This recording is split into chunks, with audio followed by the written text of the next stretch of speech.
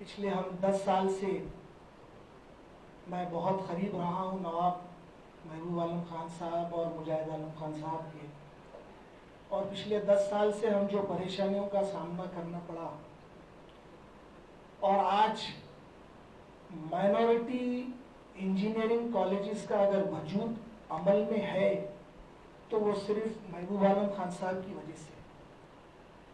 आप जानकर खुश होंगे कि 2014 में तेलंगाना बना।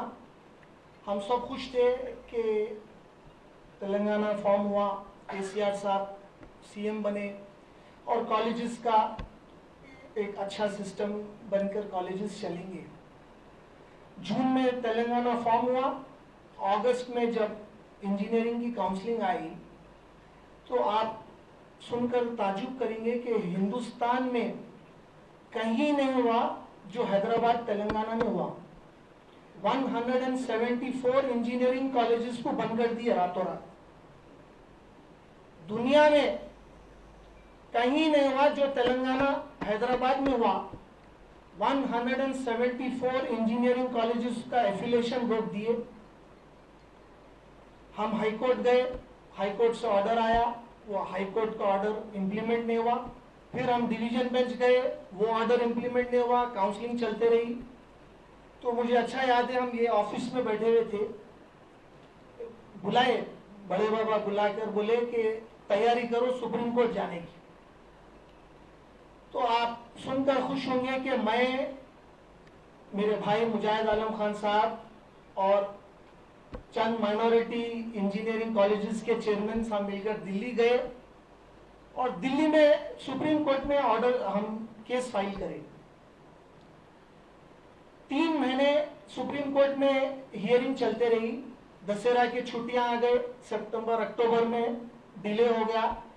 नवंबर में जो ये 3 महीने का जो प्रोसेस रहा उसमें आप जानकर खुश होंगे कि इंडिया के one of the best lawyers को हम हायर करें, जिसकी एक एक हियरिंग की फीस लाखों रुपए थी। कपिल सिब्बल साहब, अभिषेक मनु सिंघवी, राजीव धवन, गोपाल सुब्रमण्यम, ऐसे लॉयर्स को हम रखे। गवर्नमेंट के अगेंस्ट हम केस जीते और हिस्ट्री में काउंसलिंग के 4 महीने के बाद भी फिर रीशेड्यूल हुई काउंसलिंग और नवंबर में काउंसलिंग हुई और जो कॉलेजेस को 174 कॉलेजेस को रोक दिए थे वो पूरों को काउंसलिंग में ऐड करना पड़ा। तो मैं समझता हूं इसका क्रेडिट तो सबको जाता है, मगर खास इसके पीछे जिसकी फॉलो था और जिसका वो था हमको इंस्ट्रक्शंस के जाओ ये करो, वो महबूब आलम खान साहब थे। ये मसला अभी खत्म ही नहीं हुआ। हम परेशान है 2014 से 15-16 से। दोस्त ऑनलाइन का एक प्रोसीजर लाई गवर्नमेंट। मुझे अच्छा याद है, Ranjeev Acharya madam principal secretary higher education थे। उन्होंने मीटिंग कॉल फॉर करके पूरे माइनॉरिटी कॉलेजेस को बुलाए और बोले कि आपको अब दोस्त हम ऑनलाइन सिस्टम ला रहे, आप पूरे अपने कॉलेजेस को इंक्लूड कर देना। तो महबूब आलम साहब भी थे मीटिंग में। बोले madam you are going against the constitution and you are going against the Supreme Court TMA judgment. You cannot interfere in the administration of the minority institutions and if you do so we will go to court और हम struck down कर देंगे। तो madam को गुस्सा आया। उन्होंने बोले हम सुप्रीम कोर्ट का ऑर्डर नहीं मानते। तो बड़े बाबा को भी गुस्सा आया, बोले हम आपको भी नहीं मानते, आपके ऑर्डर को हम नहीं मानेंगे और हम हाई कोर्ट जाएंगे और उसको स्टे कर देंगे। तो अभी मीटिंग खत्म ही नहीं हुई थी, हाई कोर्ट में मैटर आया और एक हियरिंग में जज जो है उसको स्टे कर दिया। तो फिर हम रंजीव आचार्य मैडम को बोले कि आप ये नको करिए, इससे गवर्नमेंट को बैड नेम जाएगा, आप काउंसलिंग में इंक्लूड मत करिए और ये चीज छोड़ दीजिए। ये हमको परमिसिबल है कि अंडर ग्रेजुएट कॉलेजेस हम खुद रन कर सकते। तो उन्होंने भी जिद पे है। उसके बाद फिर एक रिप्रेजेंटेशन हम लेके बड़े बाबा की सरपरस्ती में सीएम साहब के पास गए। सीएम साहब कड़ियम श्रीहरि जब हायर एजुकेशन मिनिस्टर थे उनको बुला के बोले भाई आप एग्जाम कर दो माइनॉरिटी इंस्टीट्यूशंस। तो 5 साल 6 साल से हमको हर साल एक मेमो दिया जा रहा है, जियो नहीं, मेमो दिया जा रहा है ये बोलकर कि यू आर एग्जेम्प्टेड फ्रॉम दोस्त ऑनलाइन एडमिशंस। मगर उसका डिसएडवांटेज ये हो रहा है कि जो बच्चे एडमिशंस ले रहे ऑफलाइन उनको स्कॉलरशिप नहीं आ रही। तो पेरेंट्स को और स्टूडेंट्स में ये बेचैनी है कि अगर हम इनके पास डायरेक्ट जाएंगे तो हमको स्कॉलरशिप नहीं आएगी, और दोस्त ऑफलाइन प्रिफर कर रहे हैं वो लोग।